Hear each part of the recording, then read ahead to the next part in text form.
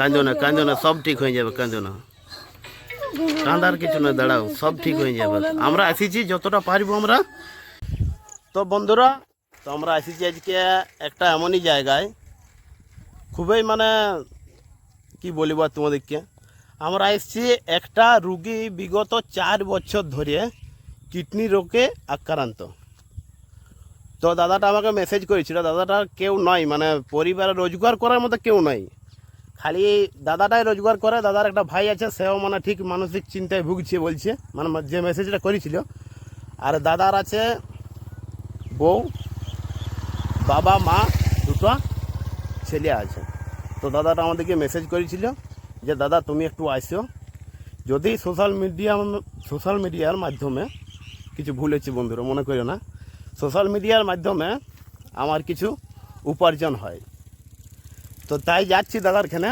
আর যেতে যেতে এই যে দাদাদিকে তুললাম, গোপালপুরের বাড়ি দেখতে পাচ্ছ। আর এই একটা দাদা এই গোপালপুর থেকে সামনেই বটে। তোমরা ভিডিওটা সঙ্গে চলো, তোমাদেরকে দেখাবো। চলো চলো। কোনটা বটে সুভাষ? এইটা সুভাষ বাড়িতে আছে কি? রাস্তা কোন দিকে? এইটে কোনটায় যাবো? কোনটায়?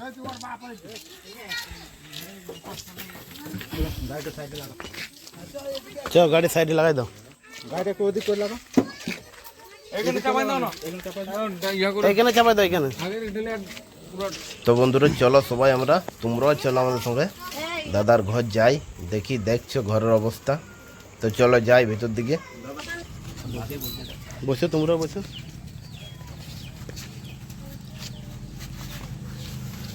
দাদা তাইলে রোগটি তোমার কতদিন ধরে চলছে? আমার 2022-এর সম্ভবত জানুয়ারি ফেব্রুয়ারি থেকে শুরু, তখন থেকেই চলছে। প্রথম বাঁকুড়াতে ভর্তি ছিলাম, আচ্ছা। থেকে আমাকে রেফার করে দিই, অনেকবার ভেলোর যাওয়া হয়েছে, এই কিছুদিন আগে গেছিলাম আর কি।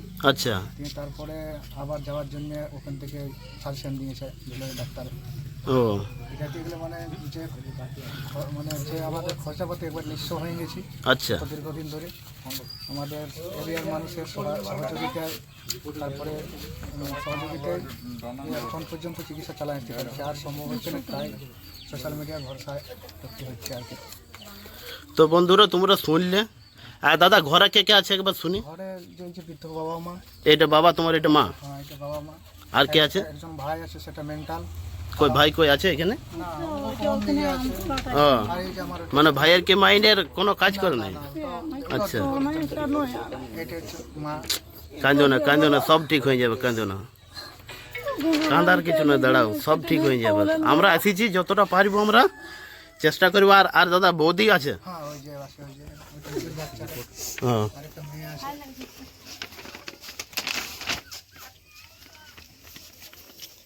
তাহলে দুটো ছেলে তোমার আছে? হ্যাঁ, এই যে এটা ছেলে। আরেকটা? আরেকটা মেয়েটা কোন দিকে গেল? আচ্ছা আচ্ছা, ঠিক আছে, গেছে কোনো দিকে গেছে। আচ্ছা ঠিক আছে দাদা, একবার রিপোর্টটা দেখাও তোমার।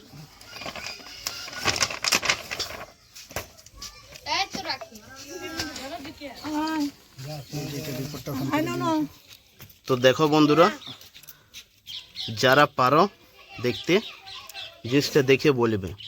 দেখো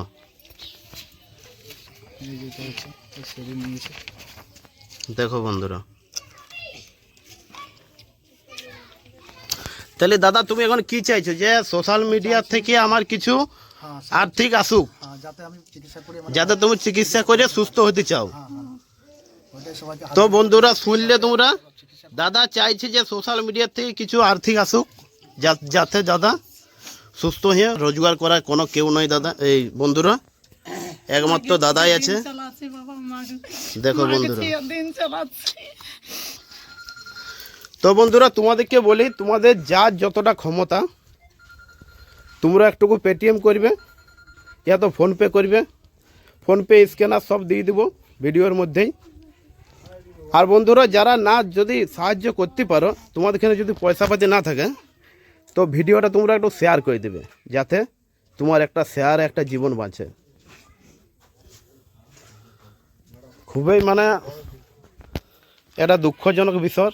দেখতে পাচ্ছ ঘরও দেখতে পাচ্ছ, এটা দাদা ঘর, এটা ঘর দেখছো, ওই যে বর্ষা হইলে ঘরে জল পড়ছে ভিতরে। হ্যাঁ জল পড়তে ঘরের এই অবস্থা। দেখো, তো যাই হোক বন্ধুরা, তোমরা যে যতটুকু পারবে সাহায্য করবে। এমন নয় যে 500 টাকায় দিতে হবে, 10 টাকা, 20 টাকা, 50 টাকা, যে যেমন পারবে বন্ধুরা।